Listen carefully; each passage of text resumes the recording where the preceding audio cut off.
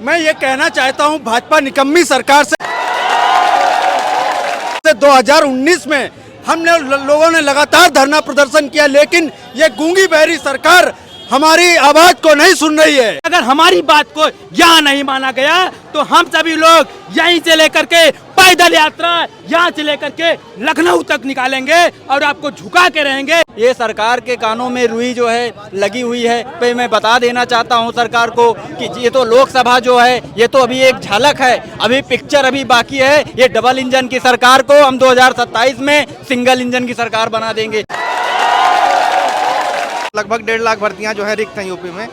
यहाँ 12 लाख से ज़्यादा जो है प्रशिक्षु जो है तैयारी कर रहे हैं और यहाँ कोई भर्ती पिछले 5 साल में नहीं है। 3 साल से जो है कोई टेट की परीक्षा नहीं हुई है जो है। नमस्कार साथियों, इस समय मैं प्रयागराज के नए शिक्षक चयन आयोग एलनगंज में हूँ और बता दें यहाँ पर डीएलएड अभ्यर्थियों को जो पास अभ्यर्थी हैं वो लगातार 6 सालों से अनवरत धरना प्रदर्शन कर रहे हैं। उनकी मांगे हैं कि जो प्राइमरी वैकेंसी है, प्राइमरी शिक्षकों की वैकेंसी है, उसका विज्ञापन जारी किया जाए। 6 सालों से लगातार विज्ञापन जारी करवाने के लिए धरना प्रदर्शन कर रहे हैं और आज एलनगंज में नए शिक्षक चयन आयोग के बाहर इन लोगों का महाधरना प्रदर्शन चल रहा है। ये पीछे अभ्यर्थियों की तादाद, भारी तादाद में लोग यहाँ पे बैठे हैं और ये दिखाने का प्रयास करेंगे कि ये उत्तर प्रदेश शिक्षक सेवा चयन आयोग है 23 एलनगंज प्रयागराज, जो कि अभी नया शिक्षक चयन आयोग बना है। क्योंकि पहले जब अभ्यर्थी धरना प्रदर्शन करते थे तो ये कहा जाता था कि सेवा चयन आयोग का गठन हो गया है और जैसे ही ये कमेटी बैठेगी वैसे ही विज्ञापन जारी करने का काम होगा। हालांकि जब सदन विधानसभा में इसके बारे में पूछा जाता है तो कहा जाता है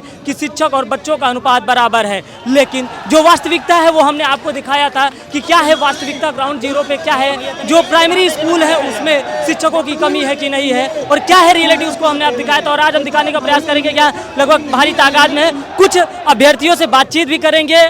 क्यों आप लोग आज यहाँ इकट्ठा हुए हैं? यहाँ हम लोग शिक्षक भर्ती धरना के लिए इकट्ठा हुए हैं जो है। 2018 से कोई शिक्षक भर्ती यहाँ नहीं आई है, जबकि कोर्ट ने जो है 68,500 में 27,000 जो है कुछ पद जो है रिक्त दिए हैं जो है। उसके बाद जो है अगर सरकार चाहे जो है लगभग 1.5 लाख भर्तियाँ जो है रिक्त हैं यूपी में।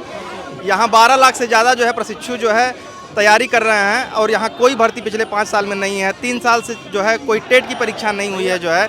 सरकार से हमारा यही अनुरोध है जो है कि जल्द से जल्द यहाँ जो है टेट और जो है सुपर टेट का जो है विज्ञापन जारी किया जाए और कैलेंडर में उसको शामिल किया जाए। पिछली बार जो है जब हम लोगों ने धरना दिया था तो जो है अध्यक्ष महोदया ने कहा था कि हम जो है यहाँ से जो है समीक्षा करके जो है योगी जी को जो है भेजेंगे, वहाँ से जो है जैसा निर्देश होगा वैसा आगे कैलेंडर जो है जारी करेंगे। अभी कैलेंडर नहीं जारी किया है, जबकि कहा गया था कि 15 तक हम कैलेंडर जारी कर देंगे। अब देखिए आगे क्या होता है। सरकार को हमारी यही चेतावनी है कि भर्ती आप दीजिए, नहीं तो आपको उपचुनाव के साथ 27 में बाहर किया जाएगा। क्या मांगे हैं आप? किन मांगों को लेकर के आज यहाँ पे हैं? साथियों, मैं विजय यादव कन्नौज से आया हूँ, 300 किलोमीटर प्रयागराज की नगरी में। मैं ये कहना चाहता हूँ भाजपा निकम्मी सरकार से 2019 में हमने लोगों ने लगातार धरना प्रदर्शन किया, लेकिन ये गूंगी बहरी सरकार हमारी आवाज को नहीं सुन रही है। जबकि ये कोई किसान के सारे बेटे व्यापारियों के बेटे हैं, यहाँ कोई मंत्री और सांसद का बेटा नहीं धरना दे रहा है, क्योंकि ये सरकार हमारी आवाज नहीं सुन रही है। अगर ये हमारी आवाज नहीं सुनेगी तो 2027 में लखनऊ से गोरखपुर बाबा को भेजने का काम करेंगे। और मैं कीर्ति मैडम से कहना चाहता हूं कि मुझे आपके यहाँ लिखित आश्वासन चाहिए, ना कि झूठा आश्वासन। पहली बार मैं आपको बता दूं कि मैंने शिक्षा मंत्री का आवाज घेरा था, इसके बाद उन्होंने हमको 2019 में हमको 17,000 का लॉलीपॉप दिया, इसके बाद 51,000 का हलफनामा दिया। साथियों, मैं आपसे कहना चाहता हूं कि आप लोग घरों से निकले, हम लोग लाखों की संख्या में है और इस सरकार का चक्का जाम कर देंगे। और छात्र एक ऐसी ताकत है साथियों कि सरकार से लेके सब कुछ बदल सकता है, लेकिन आप लोग आइए, हम लोग हाथ जोड़कर अपने भाई बहनों और गुरुजनों से निवेदन करता हूं। हम ये उम्मीद करते हैं कि अध्यक्ष महोदय आज बाहर आए, बंद कमरे में मीटिंग ना हो, आज बाहर आके बोलें जो है, हमको आश्वासन दे। कब तक विज्ञापन? जिंदाबाद जिंदाबाद जिंदाबाद जिंदाबाद। मेरा नाम सचिन है, मैं प्रतापगढ़ से आया हुआ हूँ।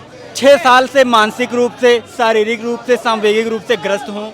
हमारे माता पिता किसी भी प्रकार से लोन लेकर, कर्ज लेकर 1.5 लाख 2 लाख रुपए का व्यवस्था करके प्रशिक्षण दिलाया है, लेकिन ये सरकार ये अपने घमंड में चूर है कि हम इन शिक्षकों को, इन बेरोजगारों को कोई रोजगार देना नहीं चाहते। हमारी स्थिति परिस्थिति वो समझ नहीं रही है। 1 साल हो गया, 2 साल हो गया, 6 साल हो गया, मैं ये सरकार के कानों में रुई जो है लगी हुई है। पे मैं बता देना चाहता हूँ सरकार को कि ये तो लोकसभा जो है ये तो अभी एक झलक है, अभी पिक्चर अभी बाकी है। ये डबल इंजन की सरकार को हम 2027 में सिंगल इंजन की सरकार बना देंगे। अगर हमारी मांगों को नहीं सुना जाएगा तो मैं बता देना चाहता हूँ जिस ओर जवानी चलती है उस ओर जवाना चलता है। इस सरकार को मैं बता देना चाहता हूँ कि अभी भी वक्त है। अगर 12 लाख हम सच्चू हैं, अगर 12 × 5 करेंगे तो आप पढ़े लिखे इंसान हैं, जान जाएंगे।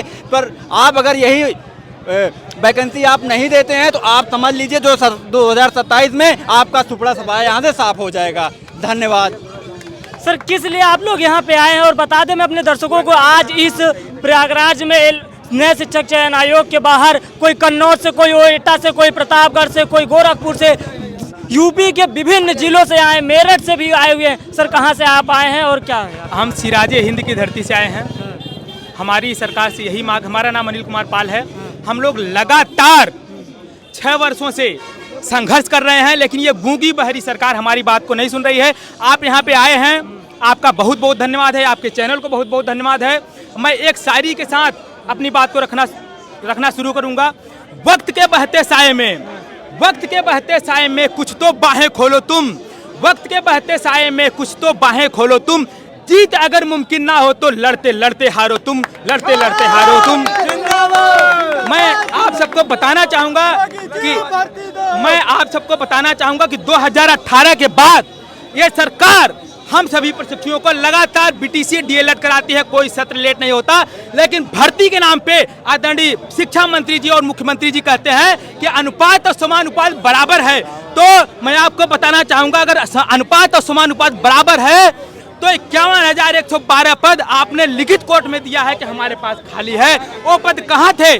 और उसके बाद मैं बताना चाहूंगा कि 2700 पद ये रिक्त है, सब मिला जुला के 80,000 पद रिक्त है। लेकिन आप भर्ती के नाम पे कहते हो कि अनुपात और समानुपात बराबर है। तो आदरणीय मुख्यमंत्री और शिक्षा मंत्री जी, अभी 2022 और 2024 के चुनाव में हमने ट्रेलर दिया है, 2027 के चुनाव में आपको पूरी पिक्चर दिखा देंगे। क्योंकि ये हमारा दर्द नहीं है, ये हमारा अकेले का दर्द नहीं है, ये हमारे साथ लाखों प्रशिक्षुओं का दर्द है। आपको सुनना पड़ेगा। साथियों, मैं अगर यहाँ से लेकर के लखनऊ तक आंदोलन करने का कार्य करता हूँ, हमारी बात यहाँ नहीं सुनी जाती है तो हम लोग लखनऊ आंदोलन करते हैं। लखनऊ या सीआरटी में पिछली बार ठंड में हम लोगों ने, कड़कड़ाती ठंड में हम लोगों ने आंदोलन किया, हमारी बात सरकार नहीं मानी। तो विधानसभा सत्र चल रहा था, विधानसभा सत्र के दौरान हम लोगों ने विधानसभा घेरने का काम किया था। जब हम लोगों ने विधानसभा घेरा तो उस समय इस गूंगी बहरी सरकार ने, एक गूंगी सोई हुई सरकार ने हम सभी को पुलिस प्रशासन और डंडे के दम पर जो है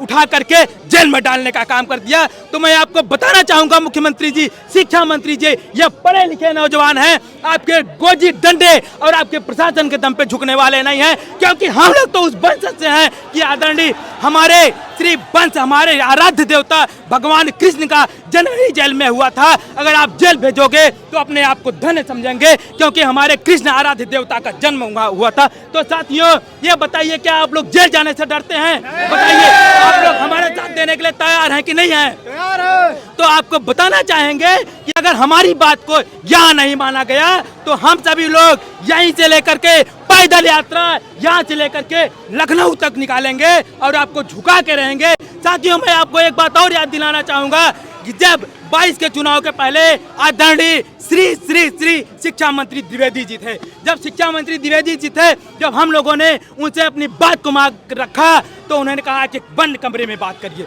बंद कमरे में 5 सदस्यीय टीम हमारी वहाँ पे बात करने के लिए गई तो उन्होंने कहा कि अगर हमारे पास अनुपात बराबर है, अगर हम भर्ती निकालेंगे तो वेतन देना पड़ेगा। तो साथियों, मैं बताना चाहूँगा, हमें उसी समय हमारे प्रशिक्षुओं के साथ, लाखों प्रशिक्षुओं के साथ हमने एक कसम खाया था कि आने वाले समय में जब मौका हमें मिलेगा तो आपका भी अनुपात और समानुपात बराबर करने का काम ये हमारे लाखों साथी करेंगे। तो साथियों, सर कहाँ से आए हैं? इटवा विधानसभा में जब हुआ तो हम सभी लोगों ने उनका भी अनुपात समानुपात बराबर कर दिए। सभी एक बार पुनः निवेदन करेंगे कि शिक्षक भर्ती निकाले, सरकार हमारी पीड़ा सुन। धन्यवाद। सर कहाँ से आए हैं? मैं हरदोई से आया हूँ, मेरा नाम सुधीर कुमार है। कई बार हम लोग यहाँ पे पीएनपी पे कई बार धरने दिए हैं, इको गार्डन लखनऊ में धरने दिए, लेकिन ये गूंगी बहरी सरकार हम लोगों की कोई भी बात मानने को तैयार नहीं है।